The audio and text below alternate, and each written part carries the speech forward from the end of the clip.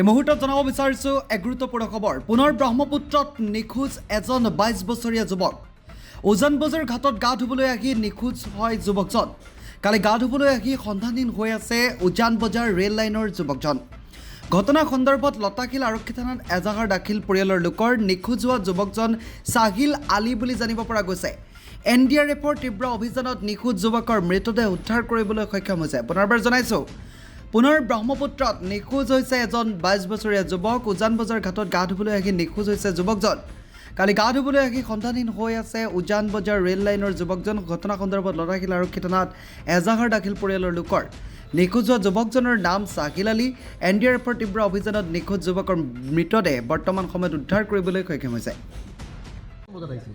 আহাটো মোমত 12টা 12:30 এটামান সেনেকা আহিছে, কিন্তু আমি গম পাইছোঁ 7:30 বজাত।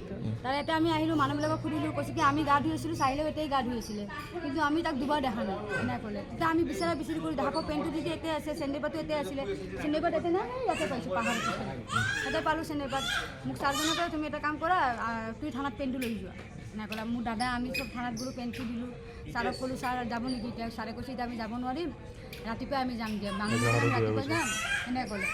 ছাৰে কথা পাতিলি, দাদাই মোৰ ছাৰৰ লগত কথা পাতিলে, কৈছে ৰাতিপুৱা 9টাতে যাম।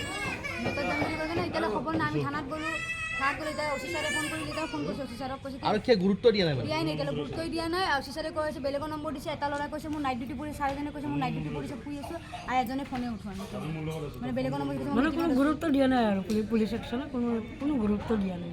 মোৰ ভণ্টিৰ ল'ৰা হয়, নিচাসক্ত আছিল নেকি যুৱক? নিচা মানে কৰে আৰু গাঞ্জা চাঞ্জা এনেকৈ চিগাৰেট খায় আৰু এনেকৈ গম পাওঁ আৰু কিন্তু বাকী চব নাজানো, কিবা বেলেগ নাচা কৰি যদি প্ৰায় আহে ইয়াত গা ধুবলৈ। নাহে নাহে, নদীত কোনোদিন নাহে, গা ধুব নাজানে, নদীত সাঁতুৰিব নাজানে, গা ধুবও নাহে। লগত কাৰোবাৰ লগত আহিছিল? লগত কোনো অহা গম নাপাওঁ, কিন্তু চবে কৈছে বোলে চাহিলে অকলে আহিছে, আৰু ই অকলে অহা ল'ৰা নহয়, লগৰ ল'ৰাৰ লগতে সি আহে, কিন্তু অকলে সি কোনো আহিলে সিহঁতে গা ধুই সি আৰু যদি আহে কেতিয়াবা সি তাতে ওপৰতে বহি থাকে, মন্দিৰটোৰ ওচৰতে সি বহি থাকে। সি নদীত গা কোনোদিন নুধুৱে।